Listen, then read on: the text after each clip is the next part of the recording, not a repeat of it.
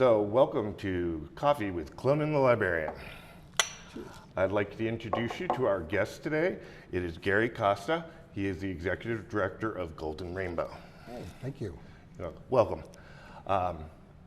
So, how long have you been the Director of Golden Rainbow? I've been here, it'll be 10 years next April, so I just celebrated, actually today is my 9th anniversary. Congratulations. Thank you. And what does Golden Rainbow do for the community?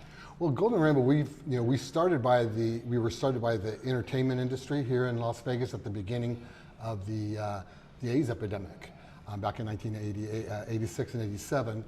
A group of performers got together, decided to put on a show to help their fellow performers who were at that time getting really sick and dying and losing their medical insurance and whatnot. So they put on a variety show, and it was called Golden Rainbow. It was based on an old play that was about Las Vegas. It was a huge success, so we've been doing that now. It'll be our 37th year this year, and that's how the organization started. It was to prevent people in the entertainment industry from becoming homeless during the AIDS epidemic, and there's a need for it, continues to this day, 37 years later. And is that available to anybody in the Valley? Anyone in the Valley who's living with HIV. Correct. AIDS. Yes, absolutely. So it's not just limited to the entertainment industry any Right, longer. right. The entertainment industry takes great pride in it, but yeah, it has expanded to include anybody who lives under a certain means, people who are in financial need, obviously. And Jay can find more information about that at goldenrainbow.org. Okay. And how long have you lived in the Valley? I moved here to take this job. Well, not actually. My husband took a job with Zappos about 13 years ago. And I thought, I don't know if I want to live in Vegas, so I waited a few years and continued living in Palm Springs. Zappos looked like it was going to stick around for a while, so I finally joined him here when I was offered a job at Golden Rainbow. And like I said, I just celebrated my 9th anniversary. So. And what about your coming out story? Do you have one? Well, my coming out story is interesting because not only did I have to come out as being did I come out as a gay man, but I came out as being HIV positive. And I lived in a very small little community growing up in Hanford, California, which is in the center of the state there in the agricultural valley. And I had moved to Los Angeles as soon as I turned 18 and started going to school.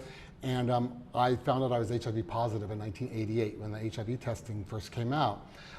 So I lived two different lives. I lived my home life, I would be home with family, I would take girlfriends home for weddings and Thanksgiving and whatnot. But when I lived in Los Angeles, I was living West Hollywood, was just starting to become a thing there. So I was living these two lives. And at one point, somebody asked me to do a public service announcement commercial for getting HIV tested. And it was one of the drug companies put it on, and I said, sure, it's gonna be a local commercial. I don't care if people in LA know if I'm HIV positive. I just, my family won't see it, they live somewhere else.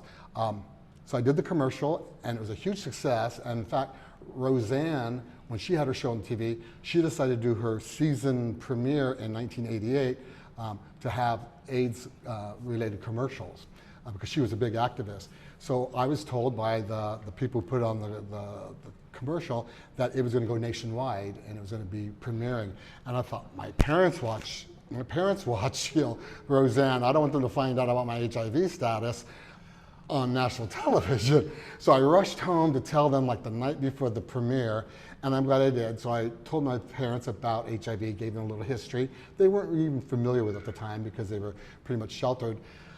And then once I explained that how you can catch it, my mom asked, so how did you get it? And I said, from having sex with a man. And they're like, oh, okay. And they were the most supportive and loving and understanding, and they were my biggest cheerleaders. They both since passed away, but I feared all those years of this rejection, being gay as well as being HIV positive. But sharing them both at once, it just changed my world after that. And I became a full-time activist after that for LGBT rights as well as HIV rights. So you've been doing this for 20, 30 years? Over half my life, yes, almost 35 years. That's great.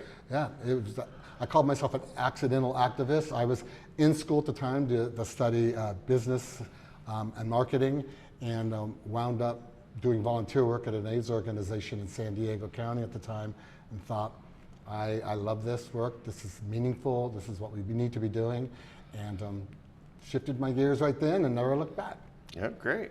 So for our viewers. Do you have a book that you've recently read that you would love to recommend? Michelle Obama's book. The Becoming? The Becoming, yes. Okay. I wasn't really familiar with her. You know, I mean, I knew her as a first name, but I really didn't follow her much. But then after reading that, I just had a whole different newfound respect for her and her thoughts and her family and just the way she looks at life in the world. And I think she's a wonderful role model for so many people, especially for the young people of today. Great. Well, I'd like to thank you for coming in here today. I'd like to remind everybody, if they're interested in more virtual anywhere programming, to follow and like us so you can get all the great programming information from the library district. Thank you.